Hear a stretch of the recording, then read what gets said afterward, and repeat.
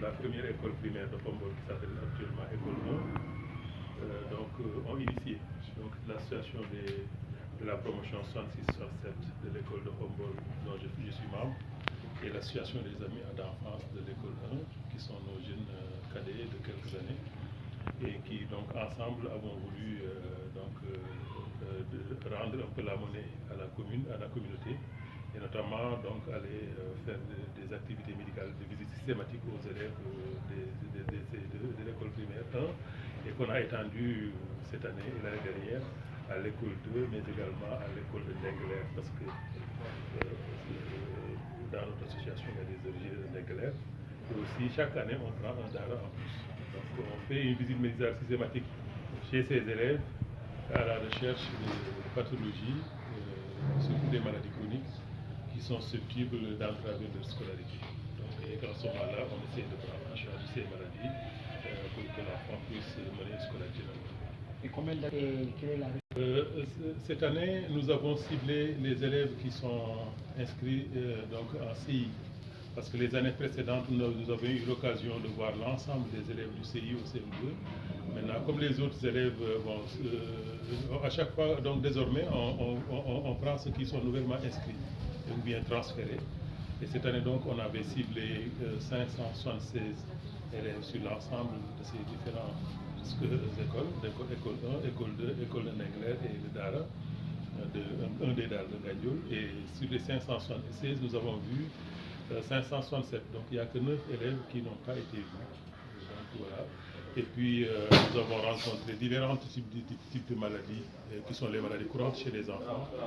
Les dont les plus fréquentes sont les maladies respiratoires, les maladies digestives. Les maladies respiratoires sont les allergies respiratoires, le rhume, les angines, les infections d'oreilles, otites, etc. Et l'asthme aussi, ou bien les allergies respiratoires. Dans les maladies digestives, c'est surtout les maux de ventre chez les enfants et une bonne partie aussi de parasitose intestinale, des maladies parasitaires digestives qu'on a identifiées. À côté, maintenant, surtout, nous étions à la recherche de pathologies, disons, même si elles sont rares, et on voudrait bien que ça soit rare, voire même absent, mais on détecte les maladies chroniques sévères qui peuvent être des entraves à la vie de l'enfant.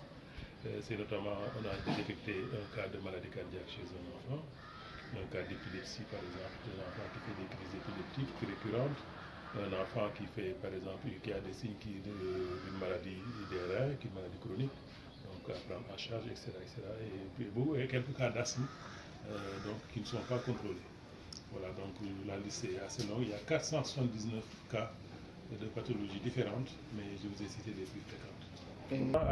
Aux actions médicales, depuis que la médecine existe, à chaque fois quand on veut faire une intervention dans la communauté, que ce soit en Afrique, en Europe ou ailleurs, il y a plus des personnes qui sont réticentes pour diverses raisons.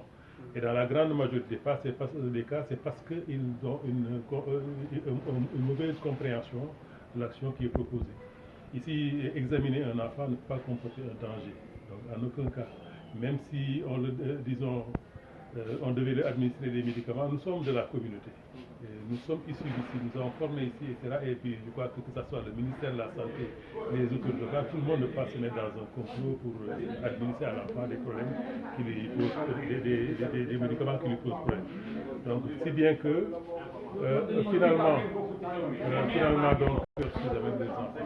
Mais c'est surtout important par rapport à Khombole où dans les prochains jours, il y aura beaucoup d'actions de santé publique qui visent les enfants et